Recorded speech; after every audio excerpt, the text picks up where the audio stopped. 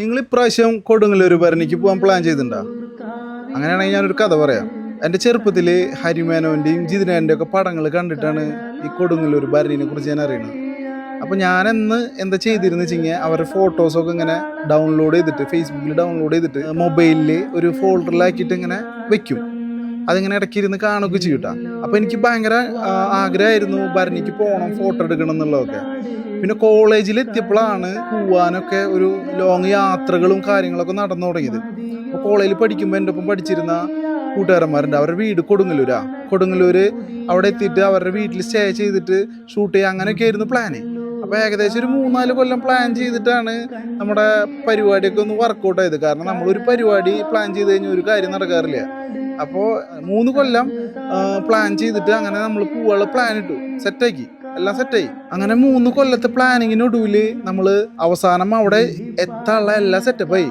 കൂട്ടുകാരൻ്റെ വീട്ടിൽ ഒക്കെ സെറ്റ് ചെയ്ത് വെച്ചു. അങ്ങനെ ഞങ്ങളുടെ എക്സാം ഉണ്ടായിരുന്നു, സെം എക്സാം കഴിഞ്ഞിട്ട് നേരെ ചെന്ന് കൊടുങ്ങല്ലൂർ എത്തി. കൊടുങ്ങല്ലൂർ ഭരണിയുടെ അന്ന് എത്തിയിട്ട് അന്ന് രാത്രി അവൻ്റെ വീട്ടിൽ റെസ്റ്റ് ചെയ്യുക.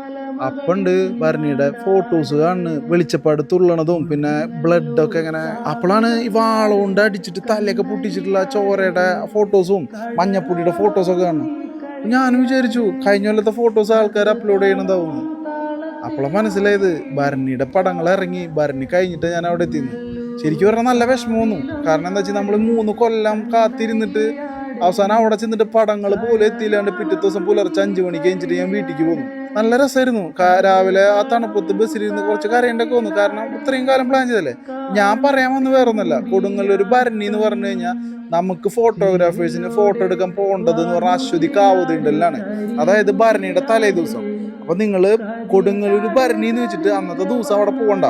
അത് അവിടെ ഒരു ഉത്സവം അതിൻ്റെതായ പരിപാടികളൊക്കെ ഉണ്ടാവും. പക്ഷെ നമ്മൾ പോകേണ്ട ദിവസം എന്ന് പറഞ്ഞാൽ ഭരണിയുടെ തലേദിവസം അശ്വതി കാവുതീണ്ടല്ലേ, അതിൻ്റെ തലേദിവസം കൂടി പോയി കഴിഞ്ഞാൽ നിങ്ങൾക്ക് ബീച്ചിൽ നിന്നൊക്കെ സൺസെറ്റിൽ നല്ല ഫോട്ടോസൊക്കെ കിട്ടും. അതേപോലെ തന്നെ പിറ്റേ ദിവസം രാവിലെ ബീച്ചിലൊക്കെ പോയി ഷൂട്ട് ചെയ്തിട്ട് ഒരു 6 മണിക്കൊക്കെ നിങ്ങൾ ഷൂട്ട് ചെയ്തോളൂ ബീച്ചിൽ.